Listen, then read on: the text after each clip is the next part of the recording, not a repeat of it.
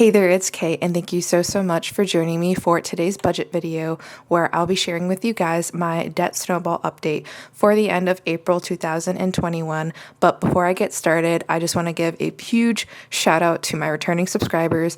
Thank you guys, as always, for joining me again. And if you're new to my channel and my content, I would love to see you follow me on my journey by subscribing down below. So let's get right into the snowball update. So here I've already opened up to my tracker and it's completely blank. So the first thing I'm going to do is fill in all of my creditors, which are all Nelnet student loans. So I got this marker from Staples and there's a fine point side, and I'm going to go ahead and write all of those in. So what I like to do is put in the top just one big grouping of Nelnets, and then I will include the starting amount for the entire set of groups, and then I'll list each individual balance for each individual loan. So I have A, B, C, D, E, F, and G. I also have one more debt, which is also an educational debt. I have an outstanding tuition balance with my old university. And Nelnet right now does not have a due date because it's on forbearance. The due date for my tuition is the 15th, and I actually have it set up on autopay now, so I don't even have to think about it. I just have to make sure that it is budgeted accordingly in my bi-weekly schedule. So the minimum payment for that tuition is $50, and Nelnet does not have a minimum payment because it's on forbearance. So for both of these, for all of my loans, no due date and no minimum payment. So for tuition, very easy. I did make my $50 minimum payments, and let's see. So I did pay off Group E this month, and that was a payment of $635.19. And then I was also able to make another extra payment onto the next loan that I wanted to attack, which is my Group A. And so for Group A, I was able to make an extra payment of $295. And if you haven't already seen my paycheck number 2 budget for April, I'll have that in the card there. I highly recommend you check it out just so you know where this amount comes from. And I'm actually going to zoom in here just so we can take a closer look at these starting and ending balances. So the total sum of all my Nelnet loans, we started at $17,875.71. And A started at $906.65. B is $38.51.53. I hate that these aren't even numbers. I don't like decimals. $15.21.84 for Group C. Group D is $14.60.50. Group E, which is the one that I paid off, is $635.19. So we do know that that ended at 0, which is so great that I already finally paid one off. Then Group F is $3,500 and Group G is $6,000. And we know for all of these balances that I didn't make any extra payment on, they're going to remain the same because they aren't accruing any interest right now. So all of these balances are carrying over except this one. So we're going to need a handy dandy calculator, which is already cleared.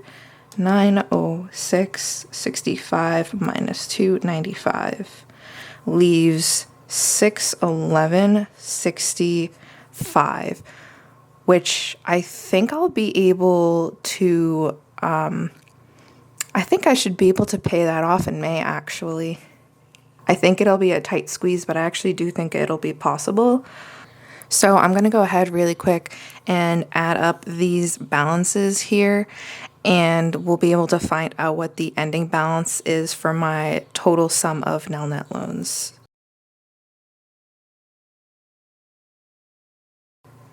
So it looks like we are ending with $16,945.52 left of student loans. So actually almost went down by 1,000. Yeah, because what, 635 plus 300? Yeah, so it's a little over 900 that I paid into my student loans.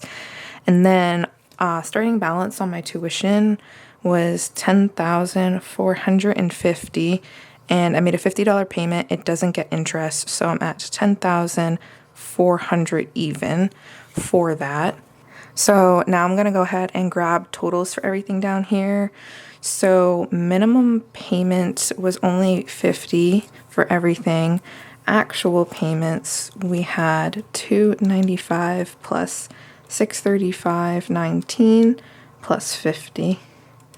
So I paid $980.19 towards debt. I paid almost $1,000 towards debt in April. That's so cool. I'm so happy. That's such a huge accomplishment considering in March I did end up having an increase in my balance, but I'm fairly hell-bent on trying to pay it back down again to try and negate the damage that I did with my additional student loans that I took out for this year. So if we total, actually no wait, I have the starting balance written already over here. Hang on a sec. It's $28,307.71 is what we closed March with. And let's see, we have 16,945.52 plus 10,400. So we are currently at $27,345.52. So yeah, that's almost $1,000 down. If we take 28,307.71 and subtract the ending balance, we went down by $962.19. So let me grab my arrow stickers and we'll finish out the bottom of the tracker. Alright, so I got the stickers I'm going to use to finish off the bottom here, but I am going to zoom out just the tiniest bit so that we can see the bottom part. And I'm going to grab an arrow sticker, and I'm really, really grateful it's going to be pointing downwards because I was able to pay down a lot of debt this month. So let me find, here we go. And there's a lavender colored one, which matches my lavender theme for the month. So we're going to go ahead and point that downward, and I'm going to get the fat side of the marker. And we went down by $962.19.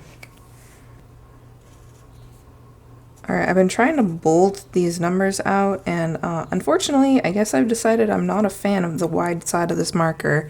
I do like the thin side, though.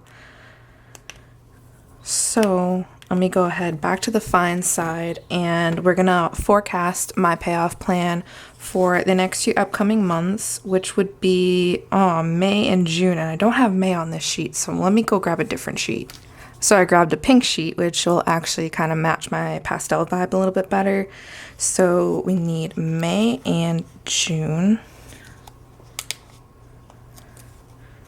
So May, oh, that's okay if it's crooked. And then we'll put June down here. So I think for May, I'll be able to finish paying off this group A. I'll need about $612 to do that. And I think it'll be tight, but possible. So that's going to be my payoff goal for May, is going to be pay off Nelnet group A, which will be about $612. So as long as I can hit that goal For June going forward, I would obviously be moving on to the next lowest debt amount, which would be the Nelnet D loan, because the 906 gone.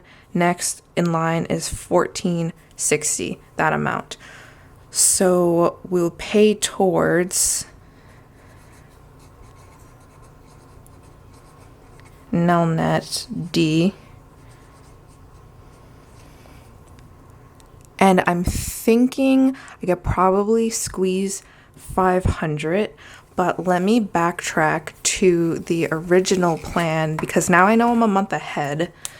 So if we go back to the original plan here, so what I just did was pay off Nelnet E, sorry. I just paid off Nelnet E and started Nelnet A in here, April. So I'm actually, what, 2 months ahead? Sort of, a month and a half ahead. So for June, I guess, would technically where I'm going into, it was a snowball of 600, which is what was gonna go into that. So July snowball is 395. So I could probably do 400. That sounds about accurate. I'm gonna say paid towards Nelnet $400. And both of those combined will be a nice $1,000 chunk coming out of those student loans, which is kind of what I almost did this month too. So I'm making really, really great pace on these loans, despite how quickly I racked them up again. But that was it. That was my debt snowball update for the end of April. Thank you so much for watching. If you made it to the end of the video, I really appreciate it if you leave a like and also comment down below. Comment hi, comment bye, comment words of encouragement. Drop your channel down below if you're also a budgeting channel. I'm looking to follow more budgeting and planner channels. And yeah, I hope to see you in the next video. Peace out.